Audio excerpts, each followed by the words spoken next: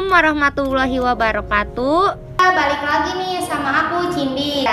Nah, kali ini aku mau tanya-tanya nih alias mau wawancara masalah pervaksinan sama salah satu dokter umum yang praktek di klinik Trimedika. Siapa lagi kalau bukan Dokter Panji Irawan? Tangannya dong. Say hi dong. Nah, oh iya dok, makasih ya udah mau nyempetin waktunya tuh jauh-jauh dari Kemang ke studi Trimedika cuma buat sharing-sharing masalah pervaksinan. Iya, nggak apa-apa. Kita langsung masuk aja kali ya ke materi ya dok ya? Boleh. Aku mau tanya nih, kan kita masih dalam era pandemi. Benar.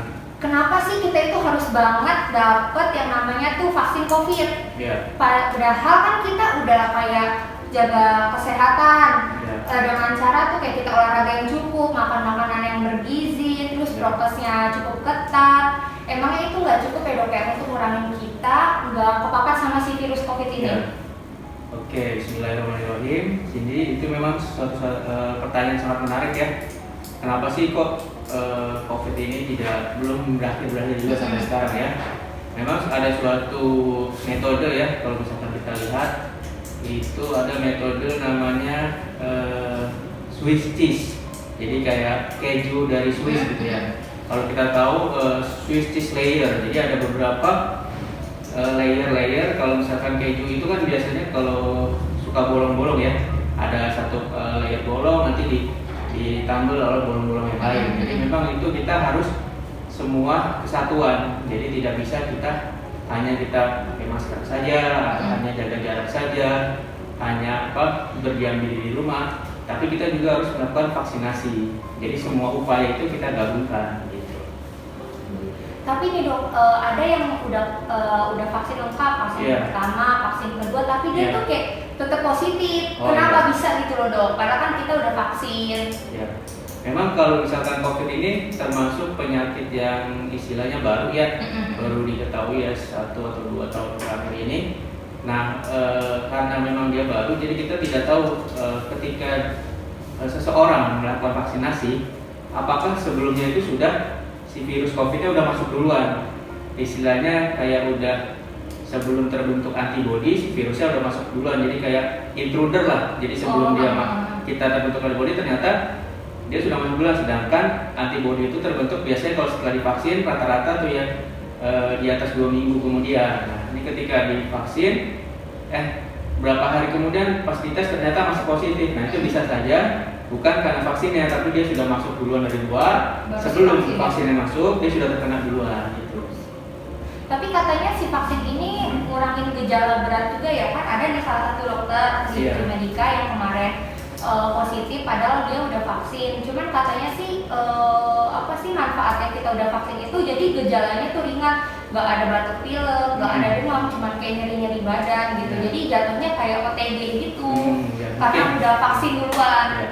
Ya, setiap orang memang gejalanya beda-beda sih. Ada yang memang hanya ringan saja, ada yang sedang, ada yang sampai berat ya, harus dirawat di rumah sakit, pakai alat bantu napas. Bahkan ada juga mungkin saudara kita yang meninggal dunia ya karena COVID ini gitu. Jadi setiap orang itu berbeda-beda gejalanya, jadi tidak bisa kita generalisasikan. Iya juga ya. Tapi yang penting yang perlu kita lihat di sini teman-teman, bahwa memang vaksin itu sangat penting ya. Vaksin apapun itu. Jadi vaksin gunanya melakukan vaksinasi adalah basicnya kita memasukkan sesuatu bisa berupa bakteri atau virus ya, bisa dalam bentuk hidup dilemahkan si virusnya itu, atau virus atau bakteri yang sudah mati. Pada kasus COVID ini virusnya sudah mati yang dimasukkan ke dalam tubuh, lalu kemudian tubuh akan bereaksi. Nah, tubuh bereaksi itu namanya membentuk antibodi. Kalau virusnya itu yang kita masukkan antigen, tubuh akan membentuk antibodi. Nah, pada saat terjadinya pembentukan antibodi itu mungkin terjadi reaksi pada tubuh. Seperti contohnya mungkin demam, atau mungkin kalau misalkan di tempat suntikan yang agak sakit, agak pegel. Nah, itu sebenarnya reaksi-reaksi yang normal-normal saja pada saat nggak usah takut. Iya, kalau misalkan demam pun itu juga jarang ya. Kalau misalkan vaksinasi mungkin lebih seringnya itu kalau vaksin-vaksin yang golongan yang hidup dilemahkan yang sering demam. Jadi kalau misalkan terjadi pun kita bisa minum obat-obatan aja seperti paracetamol atau Udah mungkin cukup ya? iya udah cukup, atau kalau didiamkan 2-3 hari pun biasanya juga hilang sendiri gitu. Nih dok, tapi Iya. kan sementara kita kan nggak vaksin serempak satu hari satu Indonesia gitu ya. Iya. Kan kita bertahap. Nah sambil nunggu tahapan kita dapat kan pertama kayak nakes, terus Iya. petugas-petugas pabrik, lansia. Nah sambil Guru-guru, nunggu, iya. sambil nunggu kita dapat vaksin itu, upaya apa aja yang bisa kita lakuin untuk mencegah kayak kita tuh mengurangi resiko kepapar si COVID? Ya, yang pertama memang tetap ya prokes protokol kesehatan tetap kita jalankan, jaga jarak, pakai masker ya, hindari kerumunan. Kalau bisa di rumah ya, di rumah saja. Nah, kalau misalnya pun tidak, kita harus melakukan prokes protokol kesehatan. Nah, tapi juga ada tambahan ya dari tanggal waktu 16 April yang lalu ya tahun 2020, WHO sudah ada merekomendasikan ya sembari menunggu vaksin COVID, terutama untuk orang dewasa dan orang yang lanjut usia, disarankan juga melakukan vaksinasi yang lain. Seperti yang pertama vaksinasi influenza, kemudian vaksinasi pneumonia ya, PCV 13, dan yang terakhir vaksinasi pertusis. Meskipun ketiga vaksin itu tidak untuk mencegah COVID. Tapi Nah, mengurangi gejala kali ya? Iya, jadi mereka bertiga itu ada manfaatnya. Jadi Apa memang itu? ya kalau divaksin itu memang spesifik ya. Jadi satu vaksin ini untuk mencegah suatu virus ini, satu vaksin ini untuk mencegah bakteri ini. Tapi dengan adanya vaksinasi yang lengkap, terutama vaksinasi tambahan tadi ya, influenza, pneumonia, dan pertusis ya, itu bisa mengurangi setidaknya koinfeksi namanya. Jadi bisa saja kan seseorang itu terinfeksi suatu virus lain selain COVID. Bisa saja ketika dia terkena COVID, dia juga terkena influenza juga, virus influenza, atau bisa juga dia terkena bakteri pneumonia juga. Nah, itu yang akan memperberat fungsi vaksin yang influenza, pneumonia, vaksin pertusis itu untuk mencegah koinfeksinya tadi itu. Gitu. Cukup penting banget ya kita Iya, sangat untuk penting. kayak punya dapat vaksin gitu. Jadi saran saya kepada teman-teman yang mungkin belum mendapat giliran untuk vaksinasi ya, vaksinasi COVID, sambil menunggu ya bisa melakukan vaksinasi influenza, pneumonia, dan juga vaksinasi pertusis ya. Palingan kalau dari jarak ya kan itu ada yang nanya tuh Cindy, kira-kira kalau mau vaksin lain itu berapa lama jaraknya dengan vaksin COVID? Takutnya kan ada pertanyaan juga ya. Saya mau vaksin COVID ternyata terlalu dekat gitu ya. Kalau dari screening itu dibilang sih Sebulan 1 aja bulan sih. ya. Paling tidak 1 bulan kita jaraknya paling itu aman sebenarnya. Ya. Jadi misalkan kita Sudah sambil terdaftar, nunggu ya. kita dapat vaksin COVID, Mungkin kalau bisa kita paling misalkan lama. vaksin flu nih sebulan yang itu ya, nanti bulan depan baru jaraknya 1 Iya. bulan baru kita vaksin COVID Iya ya. betul sekali. Gitu. Nah, untuk rekomendasi dari WHO sendiri gimana tuh untuk vaksin untuk balita, lansia, sama dewasa gimana tuh dok? Oke. Kalau untuk vaksinasi balita ya, bayi di bawah 5 tahun, tetap lakukan vaksinasi yang sudah direkomendasikan oleh Ikatan Dokter Anak Indonesia ya. Itu kita jangan lupa, meskipun masa pandemi gini, kadang orang tua takut ya membawa anaknya ke rumah sakit atau mungkin ke klinik ya. Itu kita tetap pilihlah klinik-klinik atau mungkin layanan yang bisa melakukan vaksinasi itu yang terpisah. Jadi Nggak digabung ya iya, sama kalau bisa poli-poli? tidak digabung dengan poli yang orang sakit gitu. Atau mungkin kalau misalkan kliniknya bisa melakukan vaksinasi di rumah, itu juga lebih Home care aman. ya? Ya, home care, panggil dokter ke rumah, dokter vaksinator yang bisa datang dengan peralatan lengkap ya, dengan APD, dengan tetap protokol kesehatan dijaga, itu juga bisa jadi pilihan gitu. Dan alhamdulillah ya klinik kita Ada bisa melakukan itu. poli sehat gitu ya? Ya, poli vaksinasi, dan juga kita juga bisa melakukan vaksinasi. Jadi mudah-mudahan ayah bunda tidak perlu khawatir ya. Jangan sampai kayak kepapar sama Iya, sakit. jangan sampai kita takut COVID tapi anak kita jadi tidak dilakukan vaksinasi. Nah, itu takutnya jadi twindemic namanya. Jadi ada pandemi yang double, pandemi karena tidak melakukan vaksinasi rutin dan pandemi dari COVID-nya itu sendiri. Gitu. Nih dok, aku kan juga pernah kayak suka nonton gitu kayak di TikTok, di Instagram. TikTok ya? Terus status ibu-ibu WA tuh biasanya Oh, tuh iya. yang katanya aku pernah ngeliat, jadi tisu digulung-gulung, terus dimasukin ke hidung, katanya itu tuh ngurangin resiko kita kena kepapar. Sama untuk yang pasien yang udah kepapar duluan tuh, udah menderita lagi menderita penyakit COVID ini, katanya itu bantu bolehin gitu katanya. Bener gak sih dok? Takutnya kan hoax namanya, aku ngeliat di status ibu-ibu WA gitu. Saya juga kurang tahu ya, karena belum ada penelitian yang dipublish mengenai tisu yang dikasih minyak kayu putih itu. Mungkin itu sebagai indikator aja, mungkin salah satu gejala COVID yang kita ketahui akhir-akhir ini kan tidak bisa mencium bau ya. Ya, itu salah satu gejala ya COVID, namanya anosmia. Meskipun tidak semua orang dengan COVID positif menimbulkan gejala anosmia, tapi ada juga beberapa orang yang mempunyai pengalaman ketika kena COVID terjadi anosmia. Ya. Hanya itu aja sih, itu jadi kayak suatu indikator aja kalau misalkan sudah tidak mencium bau, kita curiga nih dan curiga ngarah COVID ya dok ya. Tetap kita lakukan pemeriksaan seperti PCR swab gitu atau swab antigen. Dok, tadi kan dokter nyaranin ya sambil kita nunggu giliran dapat vaksin COVID, disarankan untuk kita tuh vaksinasi kayak vaksin flu, pneumonia sama pertusis. Itu aku boleh minta untuk dijelaskan satu persatu nggak biar lebih jelas gitu? Oke. Pertama kita bahas tentang vaksin influenza dulu ya. Jadi vaksin influenza ini perlu ibu-ibu ketahui, mudah-mudahan ketahui bahwa sudah bisa diberikan pertama itu sebenarnya dari sejak ibu hamil ya. Jadi sejak hamil itu sudah bisa. Si ibunya yang disuntikin. Jadi kalau dulu mungkin kita taunya ibu hamil itu cuma divaksin tetanus toksoid ya. Tahu. Padahal sudah ada rekomendasi vaksinasi influenza juga salah satunya. Nah, vaksinasi influenza ini bisa diberikan di semua trimester kehamilan. Berarti bisa dari awal atau bisa dari kehamilan bulan pertama atau mungkin trimester kedua atau trimester ketiga. Tapi yang banyak direkomendasikan memang di trimester ketiga. Ya, jadi dari bulan ke 7, 8, 9 itu kehamilan itu sudah direkomendasikan. Nah, kalau misalkan belum ya, ibunya belum didapat, nah di anaknya pun bisa diberikan. Tapi kalau pada bayi itu kita berikan sejak usia 6 bulan. Jadi saat bayi usia 6 bulan itu bisa start pertama vaksin influenza. Nah, fungsinya tadi kalau misalkan dari ibunya sudah hamil, saat sedang hamil sudah divaksin influenza itu, dari 0 sampai 6 bulan itu antibodinya ditransfer dari ibunya saat di dalam kandungan. Udah kayak kebentuk gitu ya? Iya, jadi ketika baru lahir sampai usia 6 bulan dia mendapat antibodi dari ibunya saat di dalam kandungan. Ketika sudah lahir usia 6 bulan, kita berikan vaksinasi influenza. Nah, pada anak-anak usia 6 bulan sampai 8 tahun, kalau baru pertama kali dapat vaksin influenza, kita pemberiannya 2 kali. Jaraknya selama 1 bulan.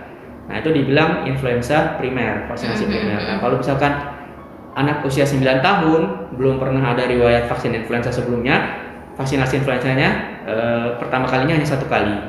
Nah, kalau seperti itu, jadi vaksinasi influenza itu setiap tahun kita berikan, tapi kalau misalkan baru pertama kali dapat usia 6 bulan sampai 8 tahun, itu diberikan pertama 2 kali. Tapi kalau sudah, nextnya itu setahun sekali.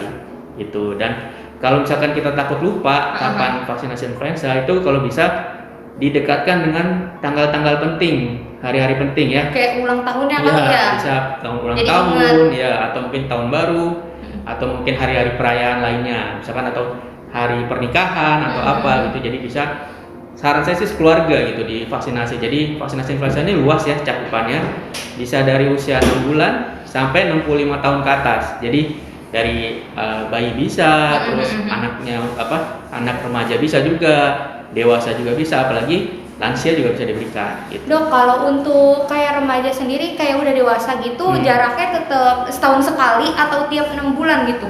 Kalau untuk dewasa tetap pemberiannya 1 tahun sekali. Setahun sekali ya. Dan sekarang ini vaksinasi influenza itu secara garis besar ada 2 jenis ya. Ada yang bentuknya mengandung 3 antigen ya, trivalen disebutnya. Ada juga yang mengandung 4 antigen atau disebutnya tetravalen. Dan alhamdulillah di klinik kita ini semuanya ada. Lengkap ya dok ya. Jadi kalau bingung mau vaksin flu di mana gitu, langsung ke klinik aja ya, ketemu dokter Panji, konsul, nanti bisa langsung disuntikin. Dan itu tinggal pilih. Jadi mungkin kita berikan kebebasan memilih untuk dari pasien itu sendiri gitu. Jadi Dikasih opsi ya dok iya, ya. dikasih opsi. Yang penting kita sudah menjelaskan bahwa di pasaran tuh ada 2 jenis loh. Yang ini merek kayak ini, yang ini merek kayak ini, tinggal tergantung pasiennya mau Iya milih nanti yang mana. dokter sendiri jelasin Ya, keuntungannya masing-masing ya dok kelebihannya ya. masing-masingnya, iya betul. Gitu. Untuk kita lanjut aja kali ya ke vaksin boleh. pneumonia. Itu Ah. gimana tuh dok penjelasannya? Nah, kalau vaksin pneumonia ini biasanya direkomendasikan ya, sudah bisa sih diberikannya pada bayi ya, dari usia 2 bulan, 4 bulan, 6 bulan itu yang dasarnya. Terus nanti juga ada di booster di usia 12 bulan sampai 15 bulan. Jadi kalau pada anak-anak kita melakukan vaksinasi PCV namanya, itu 4 kali. Nah, kalau pada orang dewasa rekomendasinya itu 1 kali saja untuk orang di atas 50 tahun. Kalau untuk Gitu. yang di atas kayak 15 tahun kayak remaja Remaja itu dewasa ya. itu kira-kira berapa kali dok harus? Oh, belum ada rekomendasinya kalau misalkan untuk anak-anak seumuran itu. Jadi yang rekomendasi pada vaksin pneumonia ini yang kita bicarakan PCV 13 ya, yang mengandung antibodinya, antigennya ada 13. Itu direkomendasikan pada bayi usia 2 bulan, 4 bulan, 6 bulan dan booster. Berarti kita sambil nunggu vaksin flu kan vaksin flu disarankan untuk umur 6 bulan ya. Ya. Jadi sembari Sejak nunggu umur itu, 6 bulan, ya. sejak umur 6 bulan. Jadi si vaksin pneumonia bisa dikasih Bisa lebih diberikan dulu dari ya usia, pas umur 2 bulan. 2 bulan dulu, 4 bulan, 6 bulan juga bisa. Gitu. Terus kalau misalkan remaja, PCV-nya itu belum ada rekomendasi, jadi rekomendasinya di 50 tahun ke atas. Jadi kalau untuk remaja mungkin kita bisa vaksinasi influenza dan tadi yang si pertusis itu bisa salah satunya ya. Berarti kita langsung lanjut ke pertusis aja ya dok Oh, ya? boleh. Pertusis itu sendiri apa sih dok? Ah. Kan banyak ngasih yang awam gitu. Iya, apa iya, sih iya. itu pertusis Iya. gitu? Nah, pertusis itu sebenarnya suatu penyakit ya, penyakit saluran pernapasan ya. Penyebabnya itu adalah bakteri Bordetella pertussis. Gitu. Bordetella pertussis ini bikin gejala seperti batuk rejan kalau orang bilang tuh, atau ada juga yang ngomong batuk selama 100 hari. Jadi dia kayak batuknya tuh nggak berhenti-berhenti gitu selama 100 hari. Aku pernah tahu. Nah, ini bahayanya juga sangat menyeramkan ya, batuk ini. Jadi ketika dia batuk bisa terjadi peningkatan apa namanya tuh di intrakranial atau di kepala ya. Dia bisa jadi kejang, bisa juga ya. Mengerikan itu Ya, ya. karena saking batuknya keras gitu ya, bisa mempengaruhi saraf juga, terus bisa juga beberapa itu matanya jadi kayak merah-merah gitu, kayak pecah pembuluh darah di matanya. Gitu. Jadi bahaya sekali pertusis, terutama pada anak kecil ya, anak bayi gitu. Bisa juga batuknya itu karena saking sering dia jadi lelah ya, sesak napas juga bisa, beberapa ada kematian juga pertusis ini. Nah, sebenarnya pertusis ini juga bisa kita cegah baik bayi dan anak dan juga dewasa. Nah, kalau misalkan bayi dan anak biasanya kita vaksinasinya tuh yang vaksinasi bersamaan dengan vaksinasi difteri. Jadi satu vaksin itu mengandung beberapa antigen. Jadi ada difteri, pertusis, tetanus gitu ya. Kalau yang biasa diberikan itu ada yang bentuknya pentavalen, ada juga kalau misalkan vaksinasi yang tambahan ada namanya hexavalen, ada 6 gitu. Perbedaannya hanya di polio. Kalau pentavalen itu tidak ada vaksin polionya, makanya diberikan vaksin polio tetes tambahan. Tahu. Ya, minimal 1 kali vaksin polio yang suntik. Tapi kalau misalkan dapatnya hexa, itu tidak perlu polio tetes karena sudah ada di dalamnya. Oh iya. Nah kalau, terus dewasanya. Gimana Kalau tuh? dewasanya kita bisa memberikan vaksin namanya vaksin pertusis ini dalam dalam satu vaksin bersamaan dengan difteri juga. Tapi namanya TDAP. Jadi tetanus, difteri, dan pertusis. Pertusisnya itu yang aseluler. Nah, vaksin TDAP ini diberikan itu 1 kali per 10 tahun.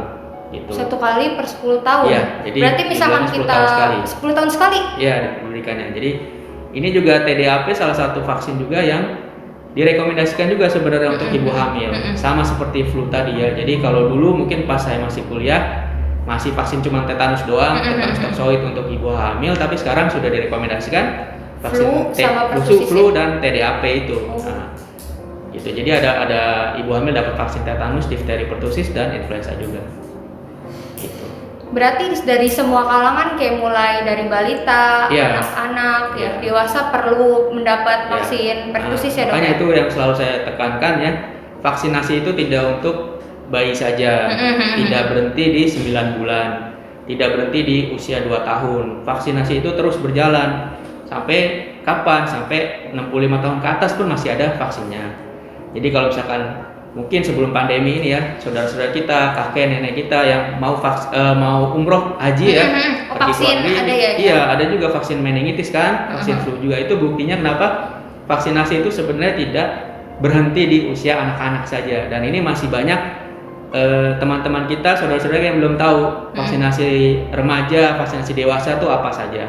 Nah, kalau misalkan mau pengen tahu boleh ya, nggak apa-apa. kalau Langsung konsul ya dok iya. ya ke klinik. Nanti mungkin kita jelaskan apa aja sih untuk usia 40 tahun, untuk usia 30 tahun, itu apa aja vaksinasinya, sampai usia 60 tahun pun ada juga. Jadi buat teman-teman nih yang tertarik untuk vaksin, untuk dedenya, untuk ibunya sendiri atau untuk orang tuanya bingung nih ya, vaksin apa aja ya yang kira-kira gue butuhin gitu, langsung aja datang ke klinik, nanti bisa ketemu sama dokter Panji, konsul. Yes. Nah terus nanti bisa langsung disuntikin ya dok ya kalau Boleh. emang setuju untuk harga-harganya gitu. Ya intinya kalau kita tekankan lagi, kita harus berubah mindset. Lebih baik itu kita mencegah daripada mengobati, dan Iya, itu nggak benar-benar. cuma jadi slogan. Jadi harus kita tanamkan bahwa memang mencegah itu lebih baik daripada mengobati, itu benar banget gitu. Kesimpulannya apa nih dok untuk Ya. obrolan yang kita dari tadi omongin? Ya. Jadi kesimpulannya yang paling penting pertama memang kita tetap harus menjaga protokol kesehatan ya. Pakai masker, jaga jarak, hindari kerumunan ya. Dan sembari kita menunggu vaksinasi COVID, kita bisa melakukan vaksinasi-vaksinasi lain yang sudah direkomendasikan oleh WHO. Contohnya seperti vaksin influenza, vaksin pneumonia, dan juga vaksin pertusis gitu. Dan kalau misalkan memang membutuhkan vaksinasi yang lain ya, jangan lupa tetap dilakukan sesuai dengan rekomendasinya. Dan itu semua alhamdulillah ya sudah tersedia di klinik kita. Iya, jadi buat teman-teman jangan bingung lagi ya. Mau vaksin di mana, langsung aja datang ke klinik Trimedica, langsung konsul sama dokter Panji. Nah, untuk podcast-podcast yang lebih bermanfaat lagi, info-info yang lebih bermanfaat lagi, jangan lupa nih di follow sosial media klinik Trimedica. Ada Facebooknya, ada Instagramnya, ada YouTube-nya juga. Jangan lupa subscribe, like, sama komen juga ya. Sampai jumpa di podcast selanjutnya. Dadah. Assalamualaikum.